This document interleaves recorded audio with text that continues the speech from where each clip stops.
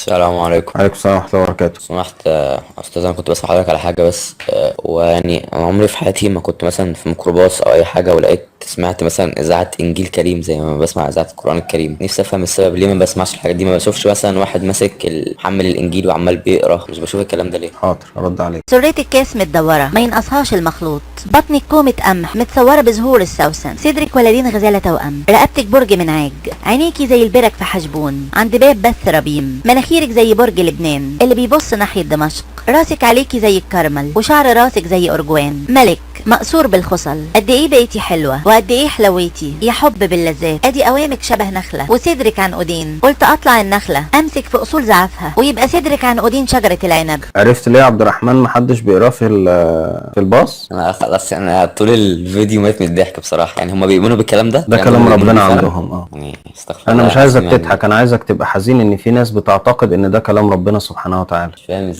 ازاي حد يقدر يؤمن بالكلام ده. خلاص الرسالة وصلت، خلاص تمام، شكرا.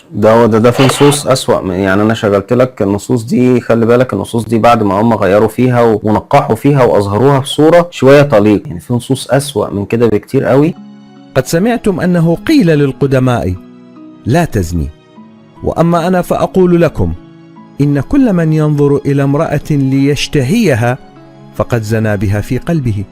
فإن كانت عينك اليمنى تعثرك فاقلعها والقها عنك، لأنه خير لك أن يهلك أحد أعضائك ولا يلقى جسدك كله في جهنم. وإن كانت يدك اليمنى تعثرك فاقطعها والقها عنك، لأنه خير لك أن يهلك أحد أعضائك ولا يلقى جسدك كله في جهنم.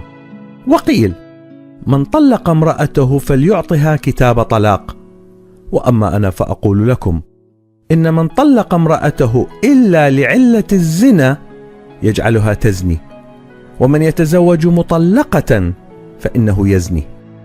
أيضا سمعتم أنه قيل للقدماء لا تحنث، بل أوف للرب أقسامك. وأما أنا فأقول لكم لا تحلفوا البتة، لا بالسماء لأنها كرسي الله، ولا بالأرض لأنها موطئ قدميه، ولا بأورشليم لأنها مدينة الملك العظيم. ولا تحلف برأسك، لأنك لا تقدر أن تجعل شعرة واحدة بيضاء أو سوداء، بل يكن كلامكم نعم نعم لا لا، وما زاد على ذلك فهو من الشرير.